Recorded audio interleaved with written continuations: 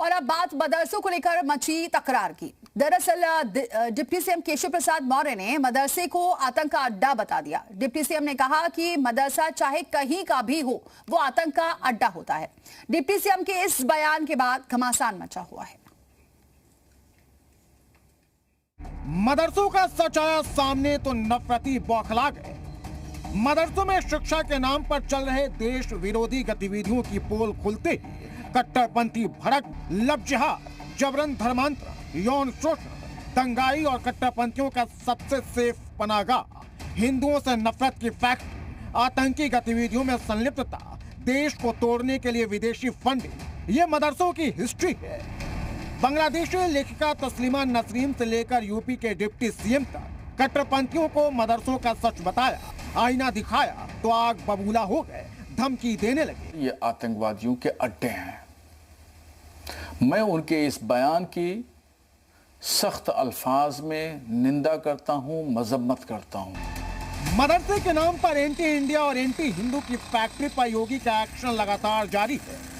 योगी का बुलडोजर मदरसों पर गरज रहा है और यही कारण है कि कट्टरपंथी भड़के हुए हैं और जहर उगल रहे हैं। कोई पहली बार है क्या? ये तो वास्तविकता है, ये वास्तविकता है, सच्चाई है कि मदरसी शिक्षा निश्चित तौर से तमाम जितने भी बड़े से बड़े आतंकवादी चाहे भारत के अंदर हो आए हमले कराए हों, चाहे दुनिया के अंदर हमले कराए हों, वो मदरसी शिक्षा का ही परिणाम। मदरसों की आड़ में कट्टरपंथी आतंक की दुकान चला रहे हैं। 2019 में यूपी के बिजनौर के एक मदरसे से हथियारों का जखीरा मिला था। 2022 में सहारनपुर के मदरसे से अलकायदा का आतंकी पकड़ा गया था। 2024 में मदरसे में जाली नोट और नोट छापने की मशीन पकड़ी गई। 2024 में उत्तराखंड के हल्द्वानी में हुए हिंसा में मदरसे से जुड़े कट्टरपंथियों के नाम सामने आए थे। जुलाई 2026 में गुजरात से 13 संदिग्ध आतंकी पकड़े गए। सभी मदरसे की आड़ में आतंकी साजिश रच रहे, बम बनाने की ट्रेनिंग ले रहे थे।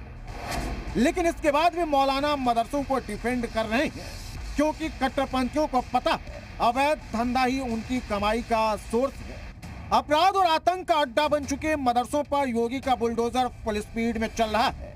अवैध मदरसे गिराए जा रहे हैं, गैर मान्यता प्राप्त मदरसे सील किए जा चुके हैं। ब्यूरो रिपोर्ट, ज़ी मीडिया।